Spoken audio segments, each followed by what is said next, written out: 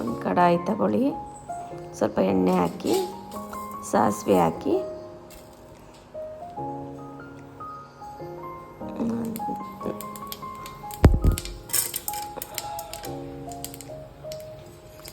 ಕಡಲೆಬೇಳೆ ಹಾಕಿ ಸ್ವಲ್ಪ ಚೆನ್ನಾಗಿ ಫ್ರೈ ಮಾಡಿ,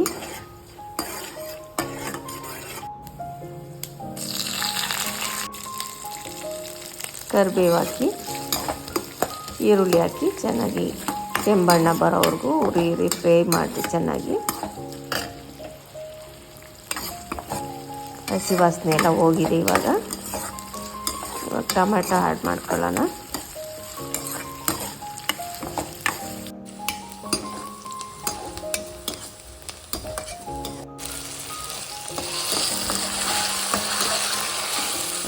ಟೊಮೆಟೊ ಹಾಕ್ಕೊಂಡು ಕ್ಲೀನಾಗಿ ಚೆನ್ನಾಗಿ ಫ್ರೈ ಮಾಡಿ,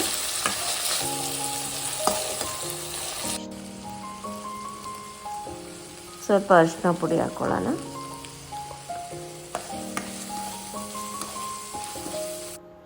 ರುಚಿಗೆ ತಕ್ಕಷ್ಟು ಉಪ್ಪು ಹಾಕ್ಕೊಳ್ಳೋಣ. ಇವಾಗ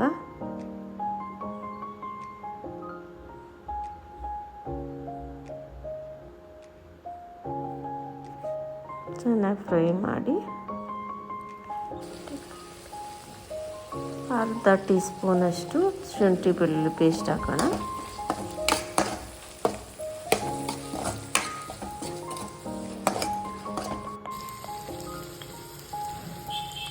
ಎರಡು ಸ್ಪೂನಷ್ಟು ಸಾಂಬಾರು ಪೌಡ್ರ್ ಹಾಕ್ತಾಯಿದ್ದೀವಿ.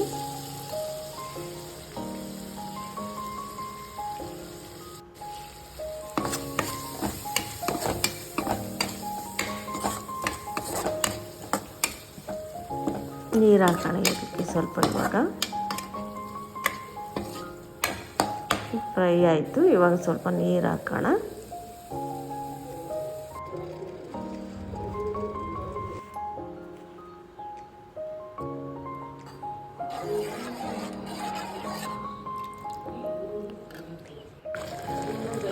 ಬೇಯಿಸಿ ಇಟ್ಕೊಂಡಿರೋಂಥ ಹೆಸ್ರು ಕಾಳು, ಮೊಳಕೆ ಬಂದಿರೋಂಥ ಹೆಸ್ರು ಕಾಳನ್ನ ಹಾಕ್ತಾಯಿದ್ದೀವಿ. ಇವಾಗ ಚೆನ್ನಾಗಿ ತಿರುಗಿಸೋಣ. ಇದಕ್ಕೆ ಹಾಕಿ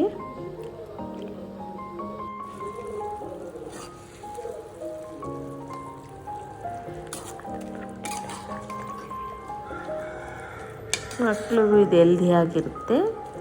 ಮೊಳಕೆ ಬಂದಿರೋದ್ರಿಂದ ಪ್ರೋಟೀನ್ ರಿಚ್ ಇರುತ್ತೆ. ಇದರಲ್ಲಿ ಪ್ರೋಟೀನ್ ಅಂಶ ಕಮ್ಮಿ ಇರೋಂಥವ್ರು ಇದನ್ನು ವಾರಕ್ಕೊಂದ್ಸಲ 2 ಸಲ ಮಾಡಿ ತಿಂದರೆ ಆರೋಗ್ಯಕ್ಕೂ ಹೆಲ್ದಿಯಾಗಿರುತ್ತೆ. ಸ್ವಲ್ಪ ಖಾರದ ಪುಡಿ, 1 ಟೀ ಸ್ಪೂನಷ್ಟು ಖಾರದ ಪುಡಿ ಆ್ಯಡ್ ಮಾಡ್ತಾಯಿದ್ದೀವಿ.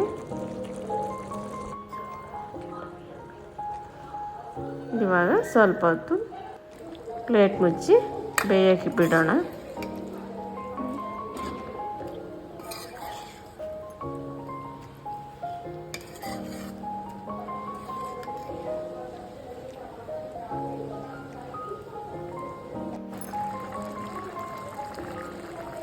ಇವಾಗ ಸ್ವಲ್ಪ ತುರಿದಿಟ್ಕೊಂಡಿರೋಂಥ ಕಾಯಿ ತುರಿ ಹಾಕೋಣ. ಕಾಯಿ ತುರಿಯಿಂದ ಎಣ್ಣೆ ಅಂಶ ಎಲ್ಲ ಇರುತ್ತೆ. ಮಕ್ಳಿಗೂ ಕೂಡ ಇದು ತುಂಬ ಹೆಲ್ತ್ಗೆ ಎಲ್ಲ ಯೂಸ್ ಆಗುತ್ತೆ.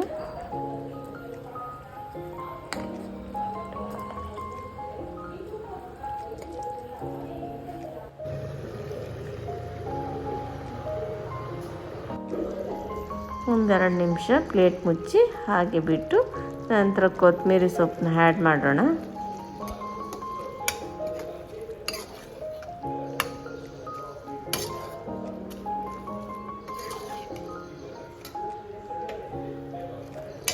ನೋಡಿ, ಈಗ ಮೊಳಕೆ ಕಟ್ಟಿರೋ ಅಂಥ ಹೆಸರು ಕಾಳಿನ ಗ್ರೇವಿ ರೆಡಿಯಾಗಿದೆ.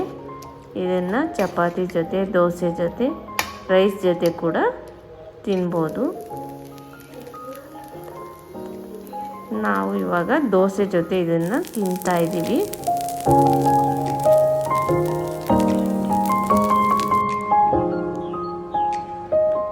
ಎಷ್ಟು ಟೇಸ್ಟಿಯಾಗಿದೆ ಅಂತ, ತುಂಬ ಚೆನ್ನಾಗಿದೆ. ನೀವು ಮನೇಲಿ ಟ್ರೈ ಮಾಡಿ ಹೇಗಿತ್ತು ರೆಸಿಪಿ ಅಂತ ನಮಗೆ ಕಾಮೆಂಟ್ ಮಾಡಿ. ಸೊ ಈ ವಿಡಿಯೋ ಇಷ್ಟ ಆಗಿದ್ದಲ್ಲಿ ಲೈಕ್ ಮಾಡಿ, ಶೇರ್ ಮಾಡಿ, ಕಮೆಂಟ್ ಮಾಡಿ, ಹಾಗೆ ನಮ್ಮ ಯೂಟ್ಯೂಬ್ ಚಾನಲ್ನ ಸಬ್ಸ್ಕ್ರೈಬ್ ಮಾಡಿ. Thank you for watching.